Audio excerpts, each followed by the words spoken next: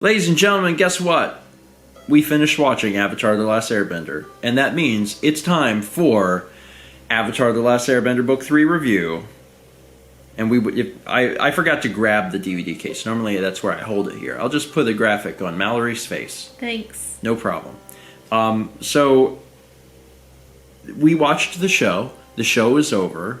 I've got many different opinions about Season 3. Most of them are pretty positive. Obviously, this is going to also discretion. This will, spoil Season 3 and the entire show. Continue at your own risk. My initial thoughts about Season 3 is that it is good. Mm-hmm. I enjoyed the show as a whole. I enjoyed the way the show wrapped up. I thought a lot of the things that they did were very positive, very oh wow, that was really good. That being said, I feel like right off the bat, Season 3 is not as consistently good as Season 2. Yeah. I feel like Season 2 was really good throughout the entire season. Season 3 has got points that are higher, but in the midst of that, there are points that are lower than Season 2 also. So you've got this really weird mix and match thing where some episodes are the strongest in the entire series, and in other episodes you're like, why is this happening? Or you finish an episode and you go, nothing really happened. Okay. Yep. So that's one of the problems with Season 3. It's good, and the way they wrap up the show is good. Mm-hmm. But as far as consistency goes, Season 2, I think, is actually a better season. There are individual episodes in Season 3 that are better, but Season 2 is a better season. I agree.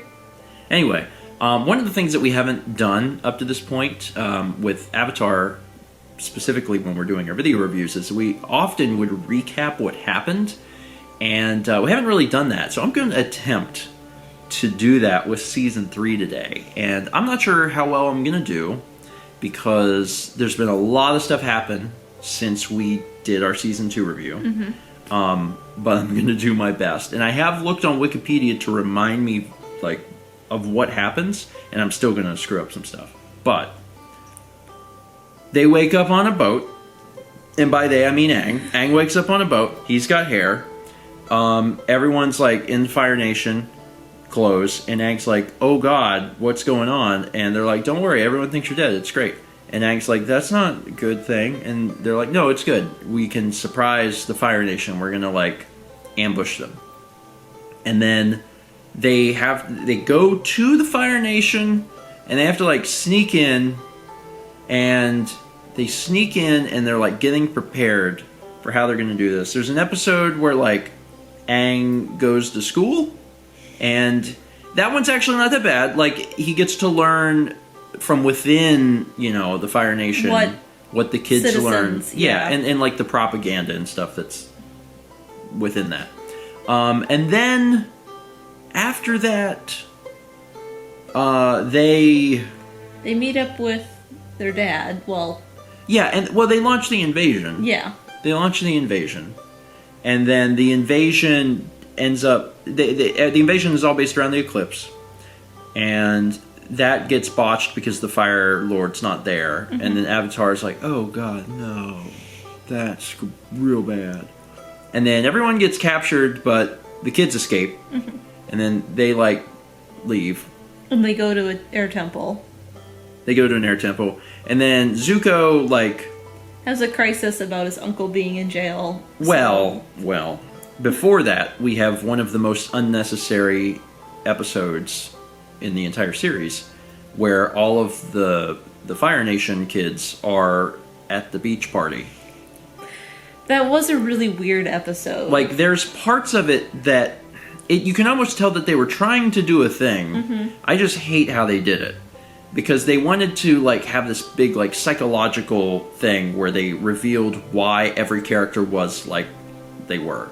But they did it through a beach party thing. And the entire episode, I was just sitting there okay, sure. That was not my favorite episode in season 3. And then Zuko, he confronts his father, and he's like, "Hey, it's taken me like a year, but I've learned you're bad, so I'm gonna like help the Avatar." And then he redirects lightning at his dad, and I was like, "Ooh, your uncle told you that." And we were told that it'd be very important because they spent a lot of time explaining it.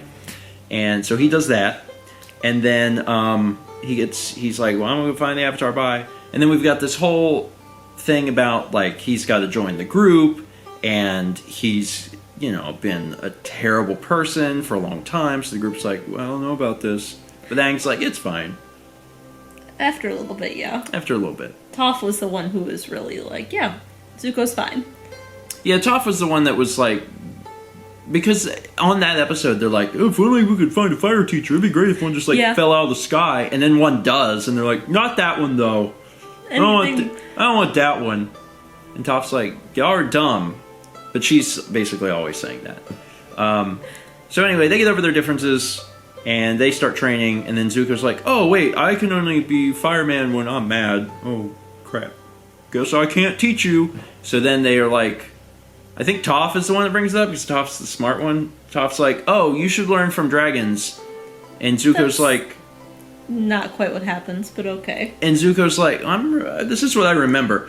And Zuko's like, "The dragons are dead because my uncle killed them, but we could go where the sun people were." And they're like, "Okay." So then they go, then Aang and Zuko go off to sun people, and then, some people are still there. The dragons are still there. Uncle was trying to protect the dragons by telling the story they killed them. They get to be super fire people all of a sudden.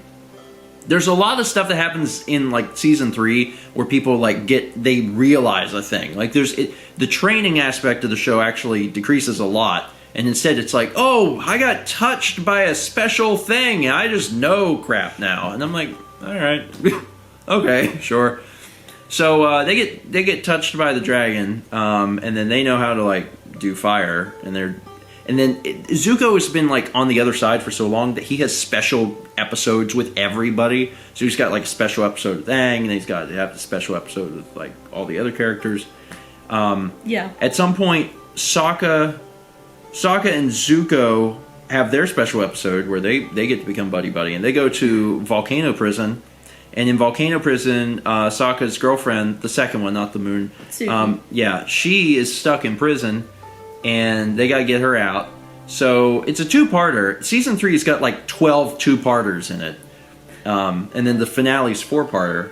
So they're going through all this stuff. They get her out of prison. They figured all this out, and then they're like, "Oh wait, but my dad could be here." So then they throw it all away. Then his dad is actually there, so I guess it was worth it.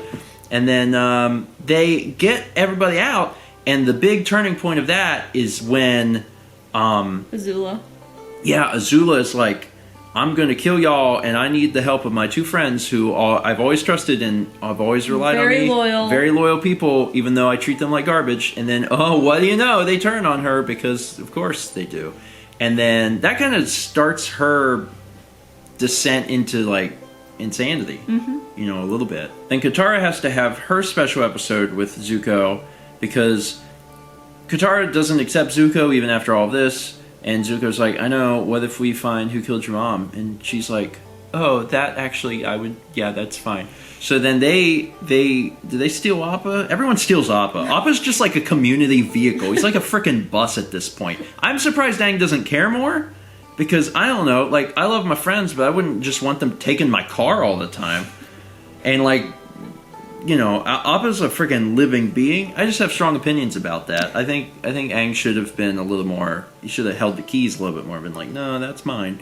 Anyway, so they go somehow, some way, to find. And this was just the 1-parter.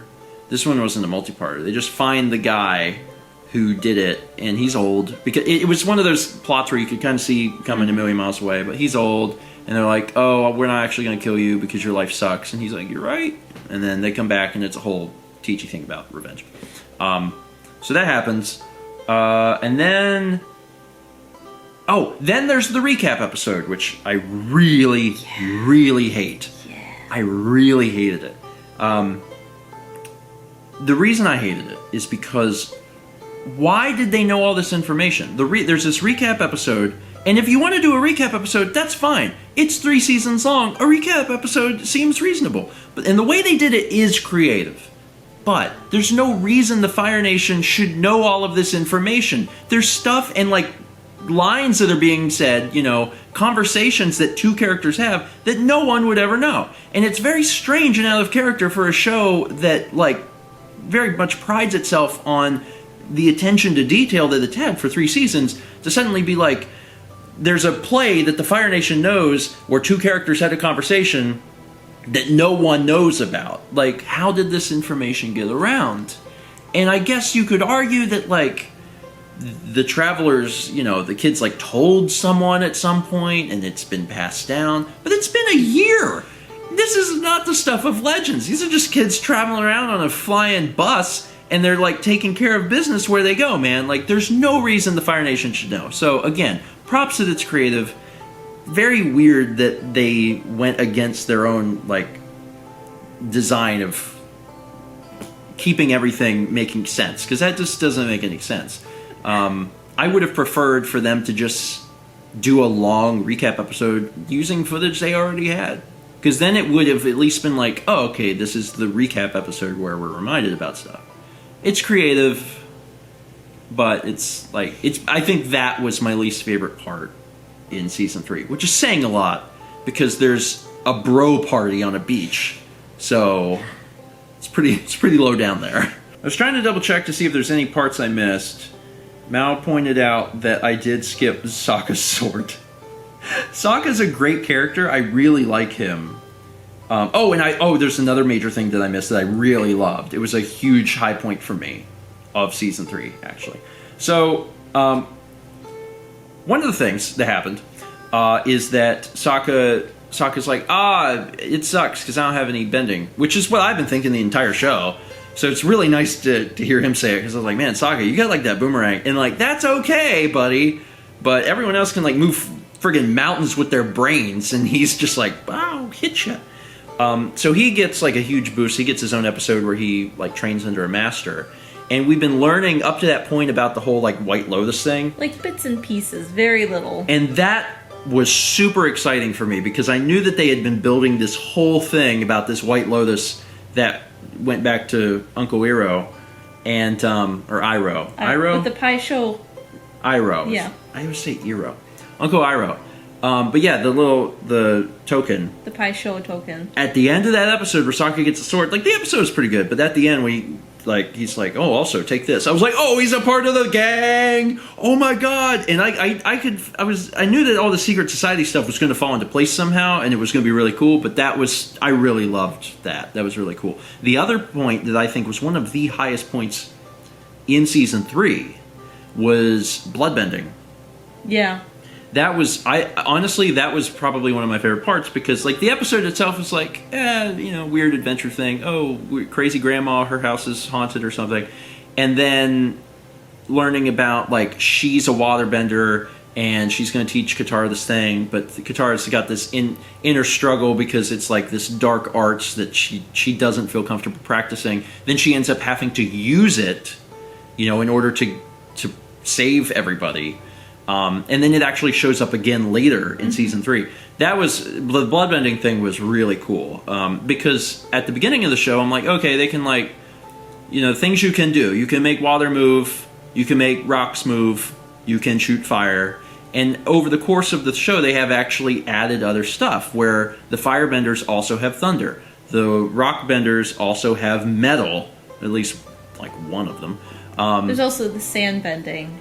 Yeah, there's all of Earth? these. I think they're Earth. And even, like, the assassin. We didn't even talk about the assassin. Oh, yeah. Zuko sets out the assassin guy. And, like, he's got, like, a very specialized form of firebending, So, like, there's all of these little things that they add throughout the 3 seasons that are really good. I don't know that the show could have been any longer.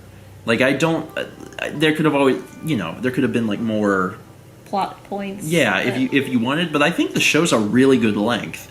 I don't wish that there was a 4th season of Avatar. I feel like the show, like, is pretty succinct. There's some parts, certainly, in season 3 that could have been chopped down. Season 3, I think, just in general, probably could have been a little shorter. But overall, I really liked it. So, having explained all that, then we get to the final episode, which is a 4-parter. It's actually 4 episodes. And what happens, Mel? What happens? What happens, Mel? You have to tell me the beginning so I remember where I'm going with this. Well, after Zuko's with them, they go back to Ember Island to have like a hideout refugee beach party. That's right. They go back and everyone's just chilling, and Zuko gets really pissed, and he's like, "Why are you chilling?" And Aang's like, "I'm gonna fight Fire Lord after this comet." And then Zuko's like, "Jesus, you can't do that." And they're like, "Why?" And he's like, "Because I was there when they were planning the secret meetings, and he's gonna kill everybody while the comet's around." And then everyone's like, "Oh, wow, that makes so much sense," and we feel really stupid. And Zuko's like, "You are stupid." So then they have to like suddenly be like, "Oh, we gotta train," and they gotta figure everything out. And then I think they just like Aang just stays there. He like stands on a rock for a day or something.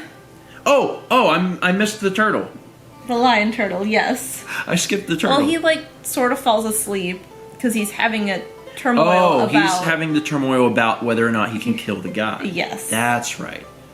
But eventually he does stand on a rock. I'm not insane. No. He does the thing. He falls asleep after having his turmoil, and then this island shows up, and he wanders onto the island. He doesn't even really realize it. And Momo goes with. And he wakes up on the island.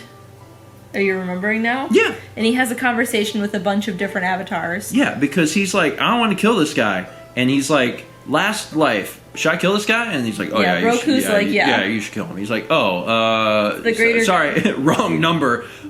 Second past life?" Kyoshi? And they're like, Kyoshi's like, yes. I mean, they all say yes, basically. Yeah. I mean, it's all a variation, but it's all like, yeah, dude, just kill him. And then he finally gets back to an air nomad, and they're like, "Yeah, I know that, like, the monks say, like, you don't kill, and, like, that's cool, but your avatar, so, like, that's, like, a special thing where it overwrites. You gotta, like, and then she hands him, like, a gun. So, like, this is all going on, and he's really upset, but then he sees land, and he gets excited, and he realizes he's on a giant turtle, and he talks to the turtle. Lion turtle. Lion turtle. It's a turtle! Everything in the show is a chimera. I'm not going to name it. Besides the bear. The Earth King's bear was just a bear. Which is really strange. Isn't that weird? But, so I'm just, it's just a turtle. You realize it's the lion turtle. He goes and he talks to the turtle, and the turtle is ultra ancient. We have ice. We have ice. The turtle is, like, ultra ancient, and the turtle says, like, before... we even had avatars. If we needed to, like, stop people, we sucked out their bending powers. I mean... Although, I'm going to be real honest, this is actually where I have a hang-up with the production of the show. I couldn't understand what the stupid turtle was saying. The mix for the audio was mixed in such a way where the turtle was like... And I'm like, I can't understand what you're saying. So... we had to, like, rewind it a few times, and I had to, like, look up, like, what is the turtle saying? Like, turn on subtitles. But eventually, he basically says that you can suck out, the bending of other people. That's how he worded it, too. And again, we're past the point of training. He's just like, "Oh, I'm a big turtle. Psh, you know it. Well, see ya, bye. I'm the last of my kind." So Aang is like, "Okay, that'll work." Well, the lion's like, "Wait here, he will be here." And then he waits on the rock. Yes. Everyone else gets all the people together. They figure out what they're going to do. They go find the lady with the star-nosed mole thing. And it's like, "Hey, find Aang." Oh, that's right. Aang disappears. They don't know where he went. They find Mole Lady. Mole Lady, like, looks for him and is like, "No, he's, like, dead or something. We don't know." And they're like, "Okay, well, can you at least find my uncle?" And she's like, "Oh yeah, he's in Boss Sing Se." And they're like, "Okay." And then that's when the White Lotus thing happens, and I'm like, "There it is. Ha ha, look at all these folks." And that was cool. That was one of my favorite parts. So that happens. That's when they get the crew together. They figure out what they're going to do. They all have, like, special personalized jobs. Zuko and Katara are going to go deal with Azula in the Fire Nation, because when the Fire Lord left to go conquer the Earth Kingdom, he was like, "Hey, you're going to be the new Fire Lord." And she's like, "Oh, okay, cool." But then, because she's been betrayed by her two closest friends, she starts firing everyone and banishing them from the kingdom. So she loses her mind. And then everything happens. Like Sokka and Suki are sent to stop all of the Toph.